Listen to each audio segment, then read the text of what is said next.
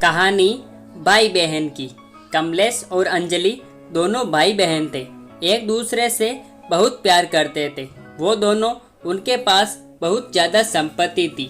किसी भी चीज़ की कोई कमी नहीं थी। माँ पापा कमलेश और अंजलि की सारी इच्छा पूरी करते थे। कमलेश घोड़े पर बैठना सीख रहा था। उसके पास एक शानदार घोड़ा था। थोड़े दिन बाद अंजलि की शादी हो गई। जहांगीरदार के घर में उसकी शादी की। मायके वाले से भी ज़्यादा अंजलि के ससुराल वाले अमीर थे। कमलेश भी अब बड़ा हो गया था। उसकी शादी बाकी थी, परंतु अचानक उनके पिता की मौत हो गई और कुछ दिनों बाद माँ की भी मृत्यु हो गई। कमलेश अब अकेला रह गया था। अंजलि भी 4 दिनों के लिए मायके आई थी, पर वापस भी चली गई अपने ससुराल। अब सारा कारोबार कमलेश के कंधों पर आया था, पर उसे अनेक लोगों ने फंसाया। एक बार बड़ी डील की, पर उसमें उसे घाटा हुआ और कमलेश बर्बाद हो गया। उसकी खेती जब्त हो गई, घर की नीलामी हो गई। ऐशो आराम में रहने वाला कमलेश अब उसके बुरे दिन आ गए। जिसके पास सैकड़ों लोग खाना खाते थे, आज वो एक निवाले के लिए तरस रहा था। जो मुलायम गद्दे पर सोता था, आज उसे सड़क पर सोना पड़ रहा था। जिस कमलेश को हजारों लोग पहले हाथ जोड़ते थे, वहीं आज सबके सामने हाथ फैला रहा था। कमलेश ने सोचा अपनी बहन के पास जाए, लेकिन अमीर बहन के पास भिखारी जैसे कैसे जाऊं? जिसके पास अपने हाथी घोड़े पर बैठकर जाता था, आज उसके पास पैदल कैसे जाऊं? जरी के पोशाक में पहले जाता था, वहां अब फटे हुए कपड़ों में कैसे जाऊं? परंतु कमलेश मन में बोला, प्यार अमीरी और गरीबी नहीं देखता। मेरी बहन मुझे अपने पास क्यों नहीं आने देगी भला? छह, मुमकिन नहीं है ये कि वो मेरी हालत की वजह से मुझे धिक्कारे। वे बहन के पास गया, दरवाजे पर खड़ा हुआ। ऊपर छत से बहन देख रही थी। कमलेश ने ऊपर देखा, पर बहन अंदर चली गई। कमलेश को लगा बहन नीचे मिलने के लिए आ रही होगी, पर कोई आया नहीं। दरवाजे पर खड़े नौकर ने पूछा, कौन हो तुम? यहाँ क्यों खड़े हो चोरों के जैसे?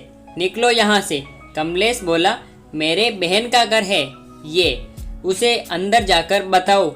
जाओ। नौकर हंस कर घर में जाकर वापस आया। वे कमलेश को बोला, चलो वहाँ तबेले में आपको खाना लाकर देता हूँ, वे खा लो और जाओ यहाँ से। कमलेश ने पूछा, बहन ने क्या कहा? नौकर ने बोला, मैम साहब बोली होगा कोई भिखारी, बेटा दो तबेले में, दे दो उसे बासी खाना। कमलेश तबेले में गया और उसकी आंखों से आंसू आने लगे।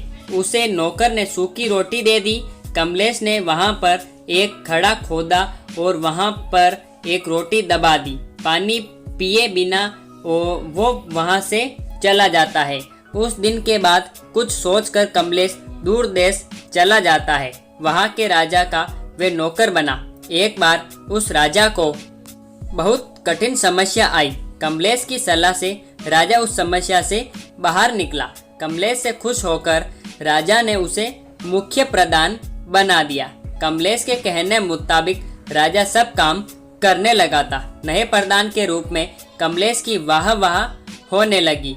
कमलेश ने अब शादी भी कर ली। वे बड़े बंगले में रहने लगा। अब अपनी बहन को जाकर मिले ऐसा उसे लगा। तब वे अपनी पत्नी के साथ बहन के घर निकला। साथ में हाथी भी थे, घोड़े थे। जोरों शोरों से वे वहां गया। अपने से आगे अपने जासूस बहन को उसके आने का संदेश बताने के लिए भेजे। जासूस ने जब बहन को यह सूचना दी तो बहन एकदम से उठी। वे अपने पति के साथ दरवाजे में खड़ी रही। अपने भाई के स्वागत के लिए ढोल नगाड़े बज रहे थे। बड़े ठाठ से भाई बहन के घर आया। दूसरे दिन बड़ी मेजबानी थी। गांव के बड़े बड़े लोगों को न्योता दिया गया। चंदन के टेबल थे, चांदी की थाली थी, पंच पकवान थे। सारे लोग टेबल पर बैठने लगे वाले ही थे। उतने में भाई एकदम से उठा। सारे चकित हो गए।